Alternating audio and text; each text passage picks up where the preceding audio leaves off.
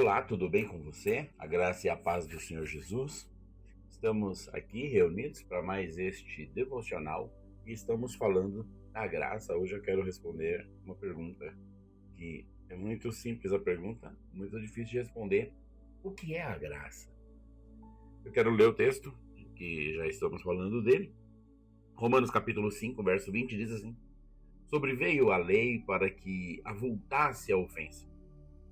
Mas onde abundou o pecado, superabundou a graça. Philip Yancey disse: graça significa que não há nada que eu possa fazer para Deus me amar mais. E não há nada que eu possa fazer para Deus me amar menos.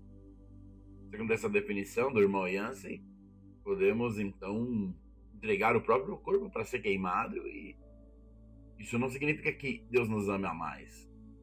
E mesmo que você esteja cometendo pecados terríveis, não significa que Deus o ame menos. Você faz bem em querer agradar a Deus.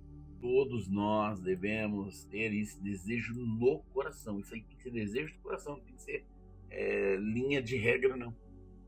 Mas nada do que você fizer mudará o amor de Deus por você.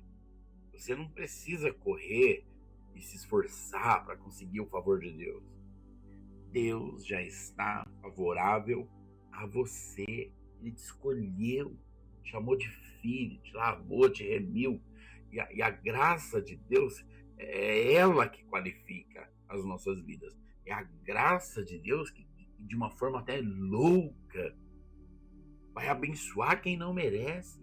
A definição teológica da graça é favor imerecido. Precisão, favor, eu vou ser favorável a você, mas é imerecido. Você não merece, você não fez por onde, você não é capaz de fazer por onde. Mesmo assim, você é favorável. É Deus dando e fazendo de tudo para nos abençoar, para quem não merece. Os romanos, né, os crentes romanos, eles fizeram uma interpretação ruim da graça de Deus, ao ponto deles chegarem a um conceito de que onde abundou o pecado, superabundará a graça. Então eles concluíram: vamos pecar bastante, porque Deus derramará muita graça. Paulo diz: não, não foi isso que Deus quis dizer. E se você tropeçar, falhar, cometer erros, você vai ser muito abençoado. Não, ele disse que estas coisas, tropeços, erros e falhas, não muda o amor de Deus, não diminui o amor de Deus. Exatamente porque, independente do tamanho do seu erro, há uma graça de Deus maior ainda. Essa é a questão que o apóstolo fala, onde superabundou o pecado. Onde abundou o pecado, superabundará a graça, haverá hipergraça, né? E alguns condenam isso, né? Mas assim, não estou falando da doutrina da hipergraça, não. É que a palavra superabundante é hiper. Ok, é só você pegar um dicionário do grego e estudar. Ok. Sempre eu ouço irmãos dizendo: você não sabe quem eu sou. Você não sabe o que eu fiz. Realmente eu não sei quem você é. Porém, eu sei quem Deus é. E isso basta. Não me interessa muito saber o que você fez. Mas eu sei o que Jesus fez e eu sei o que Jesus continua fazendo. E isso é estender a sua graça sobre nós. Então nós precisamos ser o povo da graça. Nós precisamos ser um povo gracioso, generoso. Aleluia. Deixa eu te falar algo. Veja, nos evangelhos você não vai ouvir Jesus falando a palavra graça, necessariamente. Graça. Porém, ele viveu isso de maneira inigualável. Ninguém vai conseguir fazer igual. Um judeu jamais ia encostar num leproso, porque ele não queria ser imundo cerimonialmente. Jesus estendia as mãos, colocava sobre os leprosos e curava eles. Um judeu jamais chegaria perto ali de uma prostituta ou tocaria nela. Mas Jesus, ele deixou-se ser lavado seus pés pelas lágrimas da prostituta. E depois ele disse: seus pecados estão perdoados, pode ir na paz. Os judeus não iam nos banquetes dos políticos corruptos, dos pecadores. Jesus ia. E lá ele salvava. Salvou Zaqueu, salvou outros desses. Judeus não eram amigos de pecadores públicos. Jesus era amigo de pecadores e salvou estes pecadores. É por isso que ele é o nosso amigo, que nós somos pecadores. É por isso que ele pode morrer por nós.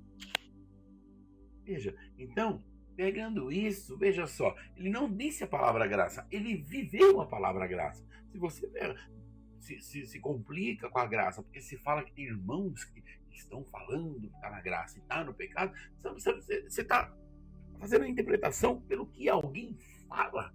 Ei, faça a interpretação pelo que alguém vive.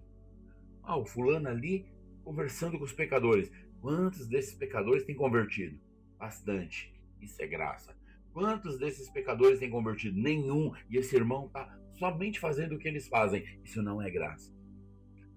Percebe? Não é o que fala, é o que faz. A graça não é um conceito, é uma pessoa. A graça não é para nós um modelo, é um estilo. Se é um estilo, você não precisa ouvir, você tem que ver. Meu Deus, como é simples. Aleluia. O próprio Jesus disse que ninguém tem maior amor do que este que ele estava falando era ele, dar a vida por outros amigos. Ele deu a vida pelos pecadores. Nós merecíamos a condenação e ele veio e nos deu algo que nós não merecíamos. No dia em que o homem pecou, Deus ficou em um dilema: vou ser justo, todos vão morrer, porém Deus é tão amoroso, ele é amor, ele disse: não quero matá-lo, eu preciso salvá-lo. Como que ele mataria e salvaria este mesmo homem usando da justiça e do amor? Sim, ele fez isso. Um dia lá na cruz, o amor e a justiça se uniram, se beijaram, se abraçaram, e todos os homens puderam ter salvação por conta deste ato. Aleluia! Que nós possamos entender o quanto somos amados. O nosso Pai ama a gente com um amor eterno. Aleluia, aleluia. Quando você conhece a graça de Deus, você não quer fazer coisas para conquistar a Deus, porque você sabe que já é conquistado pelo amor dele e você é constrangido. Então você quer fazer alguma coisa, mas não é porque você quer conquistar alguma coisa dele, é porque você é muito constrangido, você é muito tocado, você sabe que é muito amado e você quer de alguma forma fazer alguma coisa. E esse é o verdadeiro cristianismo. Presta atenção, a graça de Deus não está na boca do que fala que está na graça. A graça de Deus está no estilo de vida daquele que é gracioso.